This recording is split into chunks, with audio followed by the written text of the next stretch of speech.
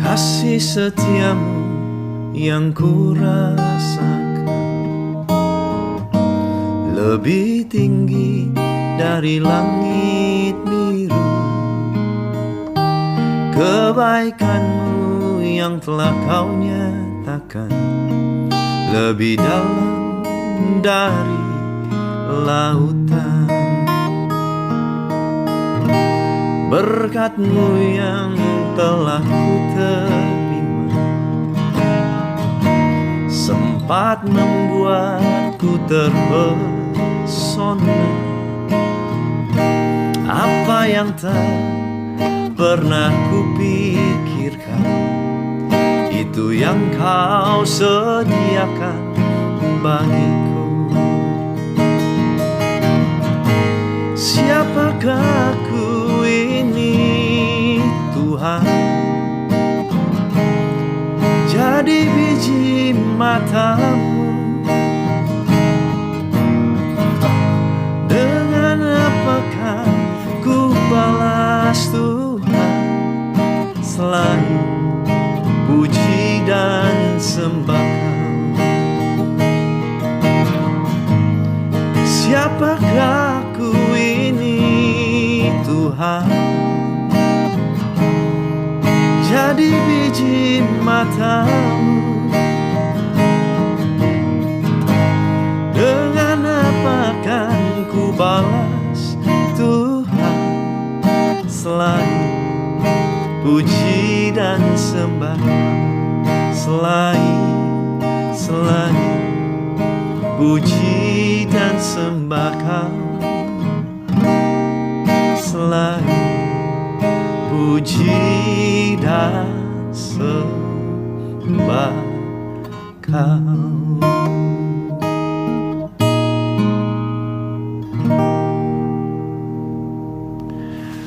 Shalom saudara semua. Berjumpa lagi dalam acara The Bread of Life hari ini. Kita akan belajar satu topik firman Tuhan yang saya beri judul adalah belajar berkata cukup. Belajar berkata cukup. Pernah dengar kalimat ini saudara ya? Belajar berkata cukup ya. Tapi kejadiannya gini. Dulu, ya kita ingat-ingat ya, dulu kita mungkin pengen sesuatu. Ingin banget. Misalkan, pengen banget punya motor. Sampai akhirnya nabung, apapun semua usaha dilakukan, kerja dengan sungguh-sungguh. Sampai bisa beli motor. Seneng ya? Seneng banget. Pas baru bisa beli, ada satu rasa kebanggaan yang luar biasa, betul? Tetapi setelah motor itu digunakan, satu hari masih bangga, masih seneng. Passion gitu ya. Dilapin sendiri. Dicuci sendiri, orang lain gak boleh sentuh. Tapi udah setahun, udah jarang dicuci. Udah 3 tahun, gak pernah dicuci. Udah 5 tahun, udah lupa sama motor itu. Bahwa dulu belinya susah. Kenapa? Karena memang pada dasarnya, sifat nature manusia adalah tidak pernah cukup. Punya 1 motor, pengen punya 2 motor. Punya 2 motor, pengen punya 3 motor. Punya 1 mobil, pengen punya 2 mobil. Punya 2 mobil, pengen punya 3 mobil. Udah punya mobil, pengen punya rumah. Punya rumah 1, pengen punya rumah 2. Pengen punya rumah 3. Punya istri 1. Pengen? Gak boleh saudara. Istri 1 aja. Nah saudara, ini membuktikan bahwa manusia itu tidak pernah cukup. Tapi hari ini kita justru harus belajar untuk berani berkata cukup. Coba kita lihat firman Tuhan, Kejadian pasal 3 ayat 22. Berfirmanlah Tuhan Allah, sesungguhnya manusia itu telah menjadi seperti salah satu dari kita. Tahu tentang yang baik dan yang jahat. Maka sekarang jangan sampai ia mengulurkan tangannya dan mengambil pula dari buah pohon kehidupan itu dan memakannya, sehingga ia hidup untuk selama-lamanya. Saudara, di Taman Eden sebetulnya ada dua pohon yang dilindungi. Yang pertama adalah pohon kehidupan. Yang kedua adalah pohon pengetahuan baik dan jahat. Nah saudara, waktu manusia pertama diciptakan, Adam, dan manusia kedua adalah Hawa diciptakan, mereka tahu nggak bahwa mereka nggak boleh makan dari buah pohon pengetahuan baik dan jahat? Tahu, karena Tuhan sudah memerintahkannya melalui Adam. Tetapi dalam prakteknya, banyak sekali tanaman lain, pohon-pohonan lain yang tentu buahnya bagus, manis, enak, daunnya lebat, menarik, pasti banyak. Tetapi lama-lama karena yang lain itu boleh, jadi biasa. Tetapi mereka justru pay attention kepada yang gak boleh. Kenapa? Menarik. Makanya Hawa bilang, memang aku lihat menarik sih pohon ini. Gitu ya. Kenapa? Padahal ada sebelahnya pohon kehidupan. Kenapa gak tertarik dengan pohon kehidupan?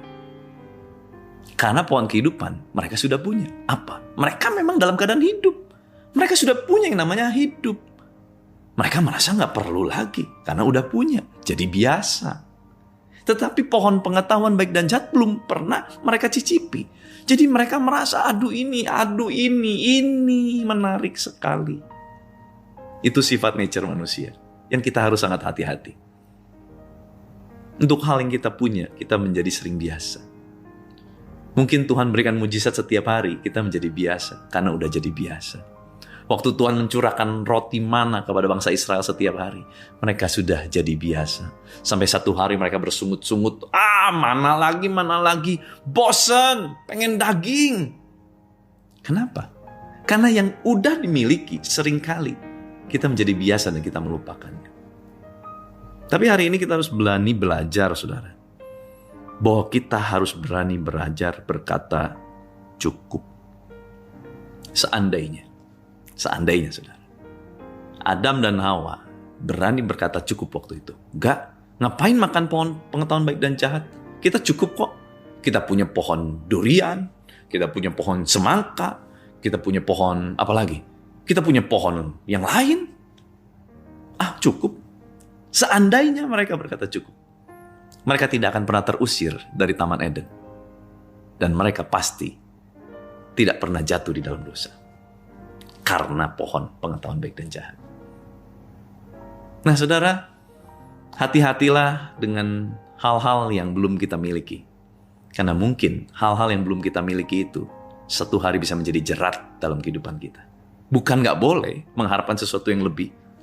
Bukan gak boleh kita punya purpose yang lebih hebat lagi. Bukan.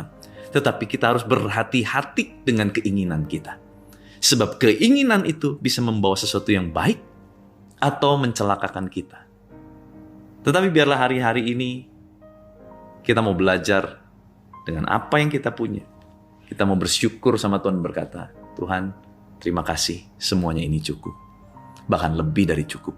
Aku masih hidup dengan baik. Aku masih bisa bernafas gratis. Aku bisa melihat pemandangan-pemandangan yang indah. Aku dikelilingi dengan keluarga yang mengasihi aku. Terima kasih Tuhan, itu cukup. Saat kita berani belajar berkata cukup, kita akan punya sikap hati untuk lebih bersyukur, berterima kasih sama Tuhan. Dan kita akan lebih lega hidupnya, saudara. Kalau enggak, kita akan stres. Kenapa? Kita cari terus yang enggak ada, saudara. Padahal yang ada banyak. Dan kadang kita enggak menyadarinya. Biarlah perenungan firman Tuhan ini mengajarkan kita. Dan izinkan saya berdoa buat saudara. Tuhan, ampuni kami kalau selama ini kami terus berkata kurang, padahal Tuhan memberikan kami segala kelimpahan. Tapi kami mau belajar Tuhan hari ini untuk belajar berkata cukup dengan semua hal yang Tuhan sudah berikan. Terima kasih Tuhan. Keluarga yang baik, kesehatan yang baik, lingkungan yang baik, pekerjaan yang baik. Kami masih cukup untuk boleh makan, kami masih boleh cukup untuk semua kebutuhan kami, semua karena anugerah Tuhan. Tuhan, terima kasih. Dan izinkan kami terus belajar untuk bukan melihat hal-hal yang jauh, tetapi hal-hal yang dekat, yaitu hal-hal yang Tuhan sudah berikan dalam kehidupan kami. Sehingga hati kami penuh dengan ucapan syukur kepada Tuhan. Terima kasih Tuhan. Biar kuasa kehidupan dan kuasa kebangkitan Kristus mengalir memerintah atas kami. Haleluya. Sama-sama kita katakan, amin. Tuhan Yesus memberkati.